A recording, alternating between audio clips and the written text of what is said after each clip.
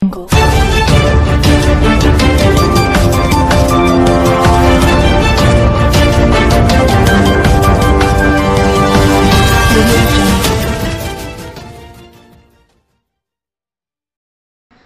علیکم۔ Asia 41 news کے ساتھ میں ہوں آپ کی میزبان امنا عباس۔ خبر شامل کرتے ہیں جعفر آباد سے۔ شہری اتحاد ڈیرہ لیار کا اہم اجلاس زیر صدارت حاجی عبدالستار کھوسہ عمیر کار شو روم میں منعقد ہوا۔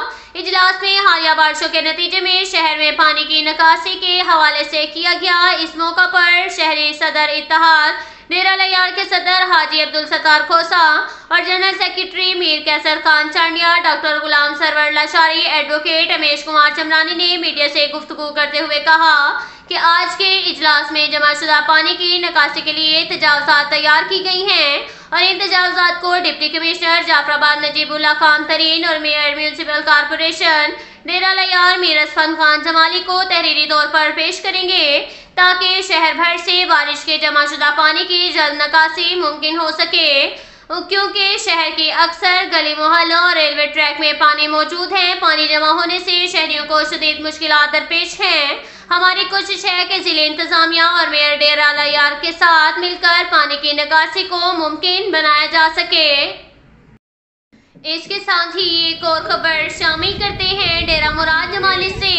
ڈپٹی کمشنر نصیر آباد عائشہ ظاہری نے منجو شورا کے علاقے پٹ فیڈر بیرون موزار شورا پیرل میں سیلابی صورتحال اور ہونے والے نقصانات کا جائزہ لیا۔ اس موقع پر اسسٹنٹ کمشنر اسد اللہ سملانی، تحصیل دران مجیب الرحمان، محمد جعفر نچاری، عبد المنان اور محمد بقا عمرانی سمیت دیگر موجود تھے۔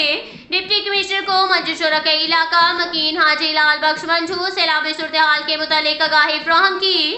ڈپٹی کمشنر نصیر آباد عائشہ ظاہری نے سیلاب متاثرین میں ٹینٹ اور دیگر امدادی سامان تقسیم کیا اور اسسٹنٹ کمشنر اور دیگر تحصیلداران کو احکامات جاری کیے اور دیگر تمام سیلاب متاثرین میں بھی حکومت بلوچستان کی جانب سے فراہم کیے جانے والا سامان اور ٹینٹ تقسیم کیے جائیں تاکہ متاثرین کی مشکلات میں کمی ہو۔ عائشہ ظاہری نے کہا کہ آنے والا سیلابی ریلا اتنا خطرناک نہیں تھا، مگر پھر بھی متاثرین تک حکومت کی جانب سے فراہم کردہ سامان تقسیم کرنا اور ان کی مشکلات کے ازالے کے لیے ضلع انتظامیہ متحرک ہے۔ مختلف مقامات پر عملے کو مشینری کے ہمراہ الرٹ رکھا گیا ہے تاکہ ہنگامی حالات میں بروقت اقدامات کیے جائیں۔ اب تک کے لیے اتنا ہی کافی ہے۔ ملتے ہیں اگلے بلیٹن میں، ہمارے ساتھ رہیے گا۔